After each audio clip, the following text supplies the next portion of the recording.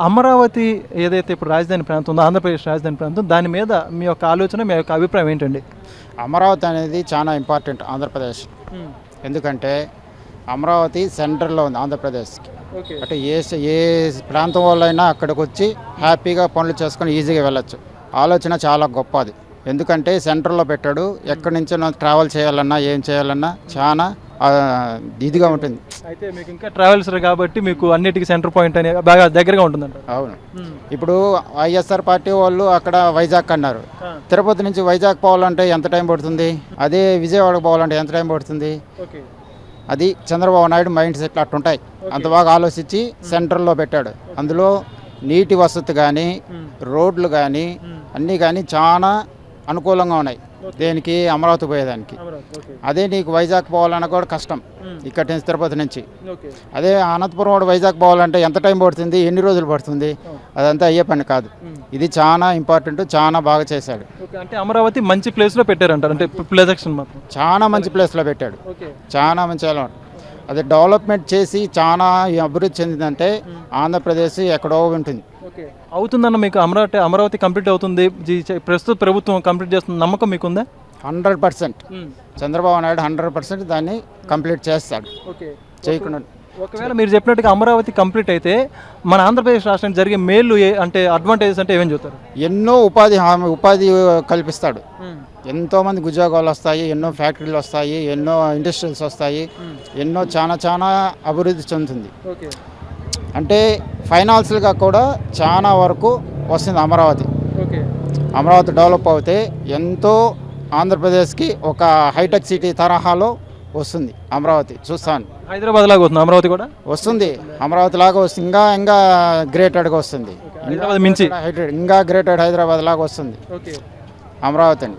ఇన్ని వేల ఎకరాలు ఎందుకు అంటున్నారండి అమరావతి రాజధాని కట్టడానికి? కొద్దిగా ప్రాంతంలో కడితే సరిపోతుంది అంటున్నారు.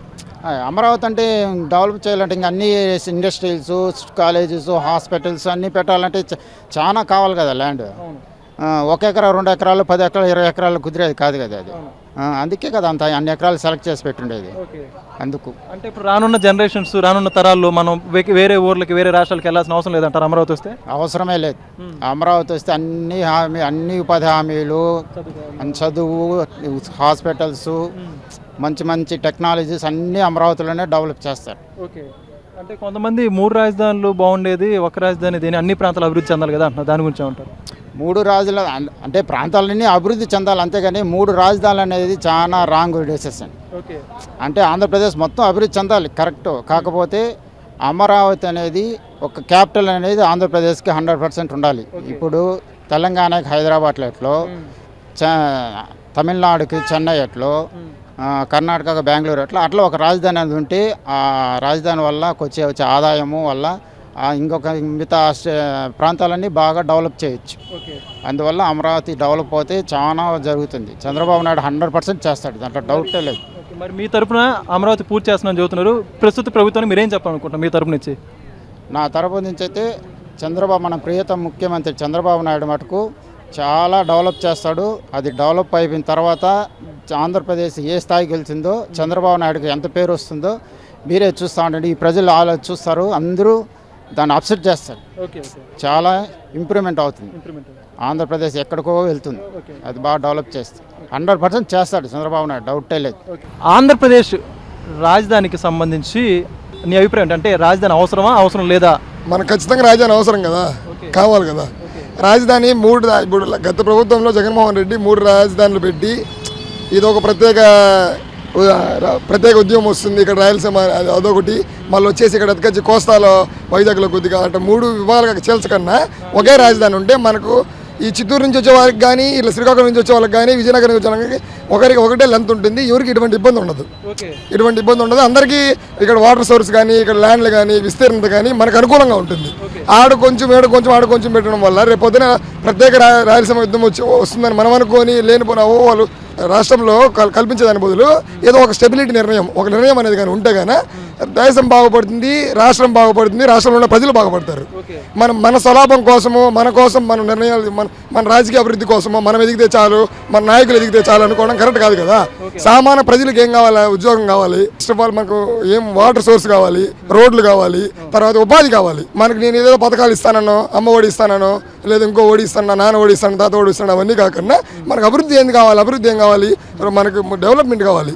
డెవలప్మెంట్ అంటే ఏంటి? రోడ్లు కానీ, ఏదైనా స్కూల్స్ కానీ, మన ఏమైనా ఇంకా మనకు గవర్నమెంట్కి సంబంధించిన సంస్థలు కానీ ఏముంది ఏం లేదని చూసుకొని మనం డిసైడ్ అవ్వాలి కదా. అంటే నువ్వు చెప్పినవన్నీ కూడా అమరావతి అనే ప్రాంతం, గుంటూరు విజయవాడ మధ్యలో అమరావతి అనే ప్రాంతం రాజధానిగా ప్రకటించడం ద్వారా ఇవన్నీ వచ్చే అవకాశాలు ఉన్నాయంటావు? దానికి అమరావతి ఉన్నాయి కదా, ఖచ్చితంగా ఉన్నాయి కదా. ఇప్పుడు ఉన్నాయంటావు? ఇప్పుడు మనము ఈ హైకోర్టు అతికొచ్చి మనం కర్నూలులో పెట్టినారు, మళ్ళీ వచ్చేసి ఏడొచ్చి మనం రాజధాని చేస్తామంటే ఎవరికి కమ్యూనికేషన్ ఉండదు. రేపు పొద్దునే మాకు ఇది ప్రత్యేక రాయలసీమ ఉద్యమం రాదని గ్యారంటీ ఏం లేదు కదా. ఇప్పుడు వైజాగ్లో ఉంది, ఒక విధంగా ఏదన్నా ఉండింటే కానీ లాస్ట్ ఇయర్ ఏం చేసిన స్టీల్ అది ప్రైవేటీకరణ చేయక నిలబెట్టిండల్లా. ఏం చేసినాం? మీరేం చేసినారు? గత ప్రభుత్వంలో నాయకులు మీరేం చేసినారు? ఎల్లకాలం మేము నా స్వలాభం కోసము దురుస్పరంగా జనాలు తిట్టించడము, వాళ్ళని ఇలా అన్పార్లమెంట్ లాంగ్వేజ్ యూజ్ చేయడం వల్ల ఏమొచ్చింది ప్రజలకి? ఎవరికి ఏం ఉపాధి ఉంది? ఇప్పుడంతా వాలంటీర్ సమస్య పెట్టి ఏం ప్రయోజనం అయింది? అంటే ఇంకోటి ఇక్కడ చూసుకోవాల్సింది ఏంటంటే, ఒకప్పటి నుంచి టీడీపీ పార్టీ వాళ్ళు ఏమో మొదటి నుంచి కూడా అమరావతి రాజధానిని వాళ్ళ మాటకి మీద నిలబడి ఉన్నారు. 2014 నుంచి 19 వరకు అన్ని చూసుకుంటే జగన్మోహన్ రెడ్డి గారు అసెంబ్లీ సాక్షిగా 2019కి ముందు అమరావతి రాజధాని 33,000 ఎకరాలు సేకరించడం మాకు ఓకే అని చెప్పారు. అధికారంలోకి వచ్చాక ఏ విధంగా చేశారు మీరు కూడా చూశారు. వైసీపీ వాళ్ళ నిర్ణయాన్ని బట్టి కానీ ఇటు టీడీపీ వాళ్ళ నిర్ణయాన్ని బట్టి వీళ్ళిద్దరు నిర్ణయాలు బట్టి మీరే ఉంటారు. నాకేమంటే చంద్రబాబు నాయుడు చేసింది కరెక్ట్ అనుకుంటాను. అంటే నేను ఒకపక్షపాతంగా నేను మాట్లాడట్లేదు. ఎందుకంటే మన రాష్ట్రం బాగుపడాలనుకున్న వాళ్ళు ఎవరైనా కానీ ఫస్ట్ ఒకదాన్ని డెవలప్మెంట్ చేస్తారు. మనకి ఏం సోర్స్ ఉంది, ఇక్కడ వాటర్ ఉందా, లేదా విస్తీర్ణత ఎంత ఉంది, ఇక్కడ మనకు పాసిబిలిటీ ఉందా, ఎవరికి నష్టం లేకన్నా ఆ పక్క నుంచి వచ్చే వాళ్ళకి ఈ పక్క వచ్చే వాళ్ళకి కమ్యూనికేషన్ బాగుందా అనేది చూస్తారు. కానీ మనకి ఇష్టప్రకారంగా నేను సీఎం అని కదా, నేను వచ్చి కర్నూలులో పెడతాను, ఇంకోటి వైజాగ్లో పెడతాను, ఇంకోటి అసెంబ్లీ కడతాను, అనేది కరెక్ట్ కాదు కదా. అప్పుడు ఎవరు ఇబ్బంది సన్నాబన్న అలాంటి ప్రజలు కానీ, ఇప్పుడు నేనేదో రియల్ ఎస్టేట్ ఇంకోటి చేసి నేను బతుకోగలుగుతాను. అన్ఎంప్లాయ్మెంట్ చాలా వరకు ఉంది. ఇప్పుడు 10th వరకు చదివిన వాళ్ళు, ఇంటర్మీడియట్ వరకు చదివిన వాళ్ళు ఉన్నారు. వీళ్ళందరికీ ఏం చేస్తారు మీరు? నేను పథకాలే ఇచ్చాను అని కాకుండా నేను ఇది చేసినాను నాయన నువ్వు ఇది తిన్నావు అంటే ఇప్పుడు నేను ఒకటి చెప్తాను సార్, అమ్మఒడి అనేది ఇస్తాము. అమ్మఒడి ఇచ్చిన వల్ల ప్రయోజనం ఏముంది? ఇప్పుడు జనాలు కష్టం మానేసి సోమరిపోతులు అయిపోతారు. నాకు ఆ డబ్బులు పడతాయి, ఈ డబ్బులు పడతాయి అని ఉంటారు. కానీ డైరెక్ట్గా ముందుకు వచ్చేసి నేను ఈ పని చేస్తున్నా ఉపాధి లేదు కదా. ఫస్ట్ ఆఫ్ ఆల్ ఈ పని నేను చేస్తానో, ఈ పని నేను చేయగలుగుతాను అనేది ఎవరికి లేదు. రాజధాని వస్తే మనకు ఉపాధి వస్తుంది, ఉపాధి కంపల్సరీ వస్తుంది కదా. ఇండస్ట్రీస్ వస్తాయి, ఖచ్చితంగా మనకు బయట నుంచి కంపెనీలు పెట్టచ్చు. ఎవరైనా ఇన్వెస్టర్లు వచ్చి చేసి అక్కడ అన్ఎంప్లాయ్మెంట్ అనేది ఇంకా తగ్గుతుంది కదా.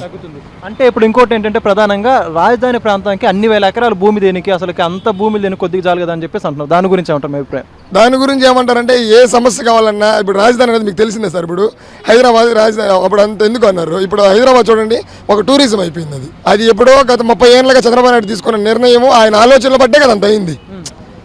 అప్పుడు మనము లోతుగా ఆలోచించుకుంటే, రేపటి గురించి ఆలోచిస్తే ఈ రోజు మనం తీసుకోవాల్సిన నిర్ణయం కరెక్టే. ఆయన చేసేది అయితే కరెక్టే.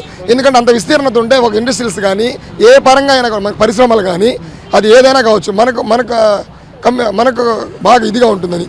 అంటే చంద్రబాబు నాయుడు గారు హైదరాబాద్ డెవలప్మెంట్ చేసినట్టుగానే అమరావతిని కూడా చేస్తారు, అంతకంటే ఇంకా బాగా అవుతుంది. అది అమరావతి సింగపూర్ లాగా అవుతుందని నా అభిప్రాయం. హైదరాబాద్ మించిపోతుంది. అంటే ఇంకా ఆంధ్రప్రదేశ్ రాజధానిగా పక్క రాష్ట్రాలకు వలస వెళ్ళాల్సిన అవసరం లేదంటే, ఉపాధి కోసం, చదువుల కోసం ఇంకా మనం అమరావతిలోనే కేంద్రంగా మారే అవకాశాలు గట్టిగా ఉన్నాయంటారా? ఇప్పుడు ఒకటి ఆలోచించాలి సార్ మీరు. ఇప్పుడు మన దగ్గర క్యాపిటల్ లాగే కదా, నేను బెంగళూరు పోతాను, నేను హైదరాబాద్ పోతాను, నేను అక్కడ పోతాను, ఇక్కడ పోతాను అంటారు. అదే మన దగ్గర రాజధాని ఉంటే, అదే ఐటీ కంపెనీలు కానీ ఏ కంపెనీలో మన దగ్గరకు వచ్చి ఇన్వెస్ట్ చేస్తారు. మైక్రోసాఫ్ట్ కావచ్చు, లేదా ఇంకేదైనా రకరకాల కియా కంపెనీలు కావచ్చు. బయట ఏదన్నా మంచి పరిశ్రమలు వస్తే మన వాళ్ళు వచ్చి ఏదో ఇంటర్మీడియట్ చేసినా, డిగ్రీ చేసినా, బీటెక్ చేసినా, వాళ్ళకు ఉన్న కాడికి నేను బయట బతకలేను, నా ఊర్లో నుండి 10 రూపాయలు నేను తినగలుగుతాను అనే నిర్ణయం ఉంటుంది కదా. ఇప్పుడు సిటీకి 40,000 సంపాదించే బదులు ఉండూరు నుండి 10,000 సంపాదించేది హ్యాపీగా అనుకుంటారు కదా ఎవరైనా. ఎందుకంటే మనకు రెంట్ ఉండదు, మనకు నిత్యావసర వస్తువులు కానీ, మనకు కనీస నీడ్స్ అన్నీ ఈజీగా దొరికిపోతుంది. అదే సిటీకి పోతే రెంట్ వచ్చి 10,000, యావరేజ్గా పెట్టుకుని 7,000 రెంట్. మనం కిరాణా ఎత్తుకున్నా కిరాణా మనకు ఎంత ఉంటుంది? మినిమం 7-8,000. ఒక సామాన్యుడు బతకాలంటే ఒక సిటీలో 30,000 ఖర్చు అవుతుంది. అదే 10,000తోనే ఈజీగా బతకగలుగుతారు కదా విలేజ్లో ఉంటే. అదే మన రాష్ట్రంలో ఇండస్ట్రీస్ ఉంటే మన డెవలప్మెంట్ అవుతుంది, బాగా చదువుకుంటారు, బాగా ఎదగలుగుతారు కదా.